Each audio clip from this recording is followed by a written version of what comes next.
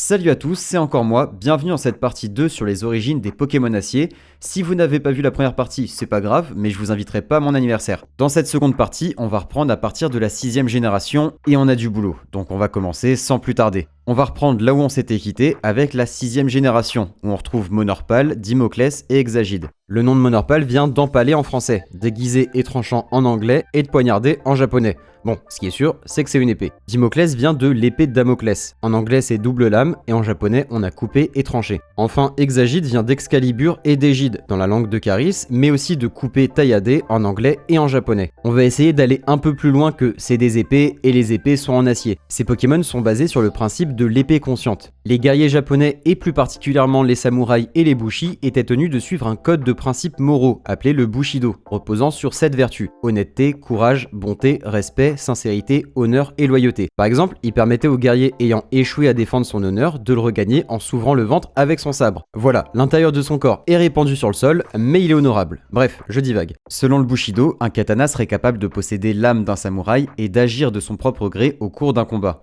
C'est un peu l'ancêtre de l'ultra instinct. Et donc la famille de Monorpal est basée sur cette idée de l'épée capable de se mouvoir d'elle-même. Dimoclès, en plus de ça, ressemble à un blason, avec un bouclier ou un écu qui relie les lames. La forme de ces Pokémon est inspirée de l'épée magique Tyrfing de la mythologie nordique, mais il y a aussi des ressemblances avec la Spada, la Clémore ou le Jian. Exagide va même un peu plus loin puisqu'on peut voir un lien avec Excalibur, vu que l'épée des légendes arthuriennes choisit son propriétaire, car elle ne peut être maniée que par une personne au cœur pur, et que son propriétaire devient roi. Et il est dit que celui ou celle qui obtiendrait la faveur d'Exagide deviendrait roi ou reine. Ensuite, le Pokémon Trousseau. Trousselin. Son nom, ça vient de trousseau, là, les trousseaux de clés. Les boucles sont en métal, les clés sont en métal, tout va bien. En japonais et en anglais, son nom vient de clé. En vrai, il n'y a pas grand chose à ajouter pour le type acier. Il est fait de clés et d'un trousseau, et il absorbe les ions métalliques. Ce Pokémon sera plus intéressant quand on parlera du type fée. En 7ème génération, un nouveau genre de Pokémon est arrivé, les formes régionales, qui sont de nouvelles formes d'anciens Pokémon qui ont changé certaines de leurs caractéristiques, comme leur type, afin de s'adapter à leur environnement. C'est ce qu'on appelle dans le vrai monde réel de la réalité véritable, l'évolution insulaire. Donc ils s'adaptent à leur environnement pour survivre, exactement comme quand une personne normale qui va au Canada fait semblant de penser que le hockey sur glace est une culture décente pour survivre. Non, ça sent pas le vécu. Parmi ces Pokémon qui ont changé leur type pour le type acier, on trouve Sablette, Sablero, Topiqueur et Triopiqueur. Sablette et Sablero sont partis vivre dans les monts enneigés d'Alola, c'est pourquoi ils ont adopté le type glace et la peau de leur dos s'est endurcie, au point de devenir dure comme l'acier, afin de garder leur ventre à l'abri. Les pics dans le dos de Sablero sont carrément des épines d'acier recouvertes de glace, et la peau du dos de Sablette serait tout simplement une carapace d'acier. En plus de ce qu'ils ont sur le dos, ils possèdent des griffes endurcies pour creuser la glace. C'est d'autant plus visible sur Sablero dont les griffes fonctionnent comme des piolets, qu'ils maintiennent sur la glace. Topiqueur et Triopiqueur, eux, n'ont pas complètement changé de type, mais ont simplement gagné le type acier à Alola. En effet, il semblerait que des vibrisses en acier aient poussé sur la tête de ces Pokémon. Dans le cas de Triopiqueur, cette nouvelle coupe de cheveux lui sert de casque et lui permet de forer même les roches les plus solides. Mais on dit que ramasser ces cheveux qui sont tombés par terre porte malheur. En réalité, cette superbe chevelure est directement inspirée des cheveux de Pélé. Ce nom vient de Pélé, la déesse hawaïenne du feu, des éclairs, de la danse, des volcans, de la violence et des post-it jaunes. Un intrus est caché dans la liste. En fait, c'est une déesse un peu fourre-tout. Bon, les cheveux de Pélé, en fait, c'est une roche volcanique, donc présente à Hawaï, formée à partir de gouttes de lave refroidies et étirée à cause du vent. Et franchement, c'est joli comme ça. Sauf que c'est aussi dur, coupant et cassant que le verre. Donc quand le vent les transporte sur plusieurs kilomètres, ça peut faire beaucoup de dégâts. Et comme on l'a un peu vu, la lave est notamment composée de métaux, ce qui peut aussi expliquer son type.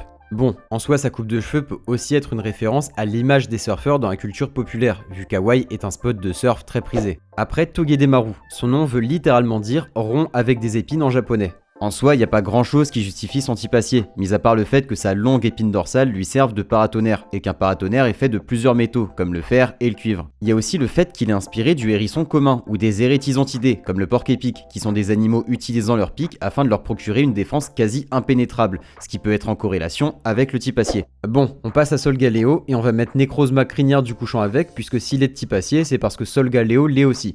Dans Solgaleo, on trouve Sol qui signifie soleil en latin et Léo qui vient de lion toujours en latin. De plus, dans le Pokédex, il est dit qu'il est décrit comme celui dévorant le soleil. Mais un lion et un soleil, quel est le rapport avec le type acier? Eh bien, est-ce que vous connaissez l'alchimie? Oui, voilà la pseudo-science qui sert à transformer son petit frère en armure de chevalier vide. C'est une discipline qui consiste à transmuter des métaux avec pour but la création de la pierre philosophale qui permettrait notamment de transmuter des métaux pauvres en or. Dans ce domaine, il existe un symbole représentant un lion vert dévorant le soleil, symbole dont est inspiré Solgaleo. Le soleil ici correspond à l'or, et le lion vert peut représenter soit l'eau royale qui est l'un des seuls acides capables de dissoudre l'or, soit le vitriol qui est l'ancien nom de l'acide sulfurique et qui serait capable de purifier l'or. Donc voilà, déjà un premier rapport au métal, mais c'est pas tout. À son arrivée, beaucoup se sont demandé pourquoi Sol Galeo n'était pas plutôt de type feu, puisqu'il est lié au soleil. Bon, premièrement, Sol Galeo est l'émissaire du soleil, et ensuite le soleil n'est pas fait de feu, mais de plasma. En plus de ça, la composition chimique du soleil comprend quelques métaux, comme du carbone ou du magnésium par exemple. Mais le symbole du lion vert dévorant le soleil peut être compris plus littéralement. Sol Galeo représente la mort d'une étoile. En fait, une étoile tire son énergie d'une fusion nucléaire qui transforme de l'hydrogène en hélium.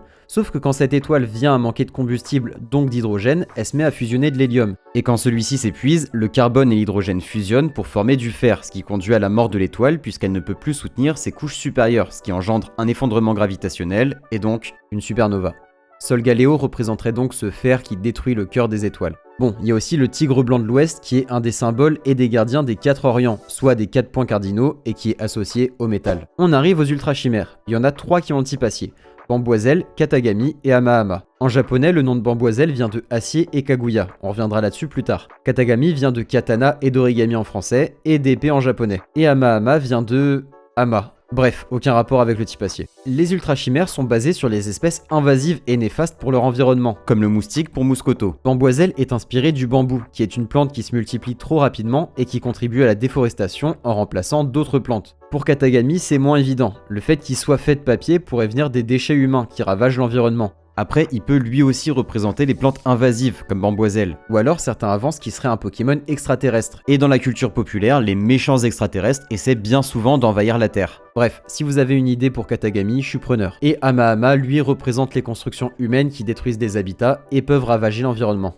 Bamboiselle est directement inspiré du conte du coupeur de bambou, aussi connu sous le nom de conte de la princesse Kaguya, qui raconte l'histoire d'un homme qui, en coupant un bambou, trouve une minuscule fille et décide de l'élever comme son enfant. Quoi de plus normal? Il l'appelle Kaguya Hime et en grandissant, elle prend une taille normale et devient magnifique. Donc logiquement, tout le monde, y compris l'empereur du Japon, tombe amoureux d'elle. Mais le problème, c'est qu'elle doit retourner sur sa planète. Bon, en l'occurrence, c'est pas une planète, c'est la Lune, mais voilà. Tout le monde est triste. Il y a carrément la première mission spatiale lunaire japonaise qui est surnommée Kaguya par les Japonais. Et c'est certainement ce qui explique son design de fusée. Sérieusement, on dirait le véhicule que prend Taylor Swift pour aller chercher son pain. Ses bras servent de propulseur d'appoint. D'ailleurs, sa version chromatique est blanche, comme la plupart des navettes spatiales. Bref, Bamboiselle est une fusée, et les fusées, c'est en métal. Katagami, quant à lui, possède un corps entièrement tranchant. Son corps est une lame, et comme on le sait, les lames des épées sont en acier. Le lien avec le papier vient des coupures qu'on se fait fréquemment avec des feuilles. Et enfin, Amahama, lui...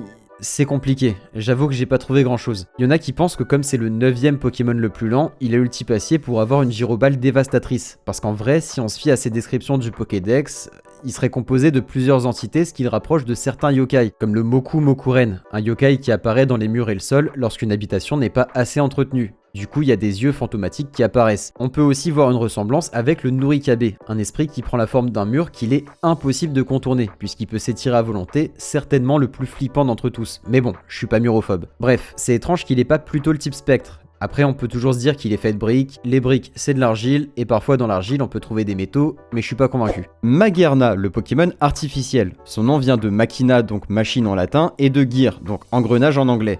Il est inspiré des Karakuri Ningyo, qui sont des poupées mécaniques et automates qui ont été fabriquées au Japon du 17 au 19e siècle. Il a l'apparence d'une femme de chambre traditionnelle, avec un rouage qui rappelle la coiffe, et son corps ressemble à une robe ou à un tablier. C'est un Pokémon qui a été créé de toutes pièces, avec un corps de métal qui ressemble à un robot, donc le type acier est assez logique. Ensuite, on a Meltan et Melmetal, les Pokémon écrous. Leurs noms viennent de Melt qui veut dire fondre en anglais, et de Tantal qui est un métal, et de métal pour Melmetal. Ils sont composés d'écrous hexagonaux, il y en a 12 dans le cas de Melmetal, et ont une sorte de queue faite d'un câble dénudé. Le corps de Meltan est composé d'acier fondu, il fait d'ailleurs fondre les autres métaux pour les assimiler. Melmetal, lui, est capable de produire du fer et d'asséner de lourds coups de poing qui sont de gros écrous. Bien qu'il ait dit que leur corps soit de l'acier, il ressemble bien plus au gallium, qui est un métal dont le point de fusion est très bas, soit en dessous des 30 degrés. En plus, il est semi-conducteur et ses Pokémon sont étroitement liés au courant électrique, de par les attaques qu'ils peuvent apprendre et leur queue. Le gallium attaque et absorbe aussi les autres métaux, comme l'étain et l'aluminium, ce qui forme un alliage très cassant et liquide qui rappelle le corps de Meltan. Son corps peut aussi être du mercure, qui a aussi un point de fusion bas, qui est aussi conducteur d'électricité et qui réagit aussi aux autres métaux. En 8ème génération, l'immonde aussi a obtenu une nouvelle forme. À Galar, il a adopté le type acier en référence à sa forme de piège à loup, qui comme on l'a déjà vu, sont en métal. Il a une fausse Pokéball qui lui sert de bouche et d'appât pour attraper ses proies et les dresseurs imprudents. Ça le rapproche en termes de mécanique de Voltorb et de Trompignon, qui servent un peu de mimique dans le monde de Pokémon. En plus de ça, il a carrément des traces de pas sur le corps pour pousser le vice jusqu'au bout. Son corps se serait transformé en acier à force de vivre dans une boue riche en fer. Corvaius tire son nom anglais de chevalier et son nom japonais d'armure. Il est inspiré d'un corvidé et d'un chevalier noir, une figure très présente dans la littérature médiévale anglo-saxonne. Grossièrement, c'est les Sasuke des chevaliers. On voit cette inspiration grâce à son corps en acier noir et sa tête en forme de aume de chevalier. Il fait aussi référence aux corbeaux de la Tour de Londres, qui sont un peu les gardiens de la couronne comme les chevaliers. En effet, il est dit que si les corbeaux de la Tour de Londres venaient à s'envoler ou à être perdus, la couronne de Grande-Bretagne tomberait. Viennent ensuite Miaouz de Galar et Berserkat. Le nom japonais de ce dernier vient de Viking et son nom français vient de Berserker, un guerrier fauve ayant la capacité de rentrer en mode bien vénère dans la mythologie nordique, et de Kat, K-A-2-T, soit chat en norvégien. Donc déjà, on voit cette volonté de les rapprocher du peuple nordique. Miaouz de Galar peut être inspiré du Felis sylvestris, soit le chat sauvage, ou tout simplement du chat norvégien comme Berserkat. Les poils de leur tête sont solides et ont la forme d'un casque de viking, ou plutôt de l'idée qu'on se fait d'un casque de viking. En plus, dans leur culture, les chats avaient une place importante. Certains vikings naviguaient avec des chats pour chasser les rats des dracars. Il est dit que le chat norvégien est apparu à cette époque. Bon, du coup, ce rapport aux vikings peut expliquer le type acier, puisque c'est un peuple qui utilisait beaucoup d'acier, comme tous les peuples guerriers, que ce soit dans leurs armes ou leur équipement. Berserkat peut aussi tirer son inspiration des chats de la déesse nordique Freya. D'après certaines sources, leur nom serait Bigoul et... oh mon dieu, Jrigoul. On va dire que c'est ça. Ce qui pourrait être traduit par miel et ambre. Eh, tu veux un peu de bigoule dans tes crêpes? Ce qui est marrant, c'est que miel et ambre correspondent aux couleurs de Berserkat chromatiques. Pour finir, on peut noter que les griffes de Berserkat prennent la forme de dagues en s'allongeant. Ensuite, Charibari et Pachiraja. Leurs noms japonais viennent de cuivre, ce qui fait référence à la couleur cuivrée de leur corps, et au vert, qui est la couleur que prend le cuivre quand il s'oxyde. C'est d'ailleurs la couleur que semble reprendre Charibari lorsqu'il pleut. Ça fait aussi référence à ces statuettes indiennes ou thaïlandaises d'éléphants faites en métal, et particulièrement en laiton, qui est un alliage de cuivre et de zinc. Ce sont des éléphants indiens avec une trompe en forme de bêche ou de pelle mécanique, ce qui renvoie à la colonisation britannique en Inde, où les éléphants étaient utilisés comme animaux travailleurs, sachant que Galar, la région où l'on découvre ces Pokémon, est inspirée de la Grande-Bretagne. Donc visiblement leurs corps sont faits de cuivre et leur trompe renvoie à leur côté travailleur et à des outils métalliques. Après, on a Duralugon et on va aussi parler de son évolution Pondralugon. Le nom du premier renvoie au duralium, un alliage très léger principalement composé d'aluminium, et le nom du second vient de pont. Duralugon est un dragon bâtiment, certainement inspiré de The Shard, anciennement de London Bridge Tower, qui est le plus grand building au Royaume-Uni. Son corps est en métal robuste et léger, mais rouille facilement, tout comme le duralium, qui est très sensible à la corrosion. Il est fait mention de sa rivalité avec Tyrannosif, certainement en référence à Godzilla contre Mechagodzilla, ou simplement au fait que le kaiju a tendance à ne pas trop faire attention aux bâtiments qui l'entourent. Pondralugon, lui, ressemble à un pont à haubans lorsqu'il se tient sur ses quatre pattes. Il peut être inspiré du pont international sur le Guadiana et du pont du 25 avril au Portugal, qui a des croix similaires. Le concept du pont dragon vient peut-être du Puente del Dragon. Lorsqu'il se dresse sur ses pattes arrière, son dos rappelle la forme de la gueule du dragon du pont. L'Institut Myrtille se trouve à Unis et a été introduit dans le même DLC que Pondralugon. Et à quoi est-ce qu'on pense lorsqu'on dit Unis? Si vous avez répondu gros pixel, c'est vrai, mais je pensais plutôt à tous ces ponts. Sa posture et son attaque signature Fulgurayon font fortement penser aux Ray Gun, les canons électriques qui tirent des projectiles grâce à la force électromagnétique. Il semble être fait des mêmes composants que sa préévolution et son type acier viendrait aussi de là, en plus de l'acier présent dans les ponts. Et enfin, les Pokémon légendaires de la 8ème génération, Zacian et Zamazenta, qui ne sont pas de type acier dans leur forme de base, mais l'obtiennent grâce au bouclier et à l'épée rouillée. Ces Pokémon trouvent leurs inspirations dans les légendes arthuriennes, l'épée faisant référence à Excalibur et le bouclier à Pridwen, ou... Oula, je vais pas m'aventurer là-dedans, mais voilà. Selon les sources, le bouclier d'Arthur possède deux noms. Zacian et Zamazenta représentent l'épée et le bouclier du roi. Leur rôle de guerrier servant le roi pourrait être inspiré des chevaliers de la table ronde. Bon, je vais pas développer plus, sinon on va déborder sur les types secondaires. Les loups étaient des animaux souvent représentés sur les blasons des familles nobles de Grande-Bretagne au Moyen-Âge. Leur pelage bleu et rouge font penser à une barde, soit l'armure des chevaux. Ils ont la capacité d'absorber le métal. Zacian, grâce à son épée, tranche, et Zamazenta obtient une défense parfaite grâce à son bouclier. L'épée renvoie encore une fois au type acier, et le bouclier aussi de par son aspect défensif. Puis là, en plus, il est question de bouclier métallique. Enfin, même si ça n'a rien à voir avec leur type, ils peuvent être inspirés de Hati et Skoll, qui sont des loups de la mythologie nordique. Hati est le loup poursuivant la lune et Skoll est celui qui pourchasse le soleil. Avec l'arrivée de Pokémon Legend Arceus en 8ème génération, et j'insiste là-dessus, c'est la 8ème génération, Kolimucus et Muplodocus ont obtenu une forme régionale dans la région de Hisui. Jusque-là, c'était juste des sortes d'escargots dragons avec le type dragon pur, mais maintenant ils possèdent le double type acier. Mais pourquoi un escargot d'acier? En fait, ce type fait référence au chrysomalon squamiferum, qu'on appelle aussi gastéropode écailleux. Cet escargot vit en haute mer, à plus de 2400 mètres de profondeur, et a pour particularité d'avoir une coquille renforcée par du sulfure de fer, ce qui en fait, d'après Wikipédia, le seul animal connu impliquant significativement ce métal dans sa structure. Pour en revenir au Pokémon, le fer présent dans les eaux de Hisui aurait changé leur peau en carapace de métal. Voilà, j'adore ce genre de référence dans Pokémon.